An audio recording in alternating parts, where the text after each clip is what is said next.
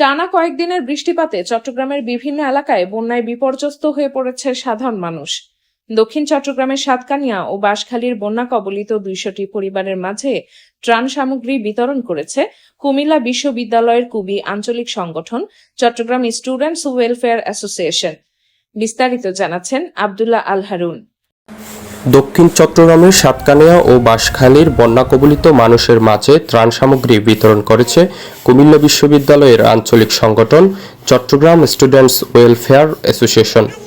মঙ্গলবার সংগঠনটির উদ্যোগে বন্যা কবলিত সাতকানিয়া ও বাঁশখালীর দুর্গম এলাকার ২০০টি পরিবারের মাঝে এসব ত্রাণ সামগ্রী পৌঁছে দেওয়া হয়। এক সপ্তাহ ধরে টানা বৃষ্টি ও পাহাড়ি ঢলে দক্ষিণ চট্টগ্রামের বিভিন্ন এলাকায় ভয়াবহ বন্যা দেখা দেয়।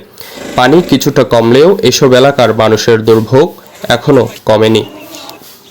এসব এলাকায় খাদ্য ও বিশুদ্ধ পানির তীব্র সংকট দেখা দিয়েছে। এছাড়া পানি কমার সঙ্গে সঙ্গে ক্ষয়ক্ষতির প্রকৃত চিত্রও এখন দৃশ্যমান হচ্ছে। অনেকেই ঘরবাড়ি হারিয়ে দিশেহারা, আবার অনেকেই পুরোপুরি নিঃস্ব হয়ে পড়েছেন।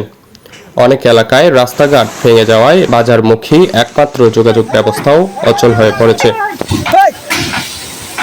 ক্ষতিগ্রস্ত এসব এলাকায় অন্যান্য সংগঠনের পাশাপাশি ত্রাণ সামগ্রী পৌঁছে দিয়েছে কুমিল্লা বিশ্ববিদ্যালয়ের আঞ্চলিক সংগঠন চট্টগ্রাম স্টুডেন্টস ওয়েলফেয়ার অ্যাসোসিয়েশন।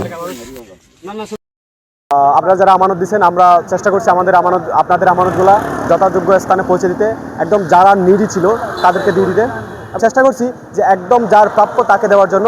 সাতকানিয়ার মধ্যে হচ্ছে কান্তরপাড়া, একদম দুর্গম, যেটা এখন পর্যন্ত নৌকা ছাড়া চলাচল করা যায় না।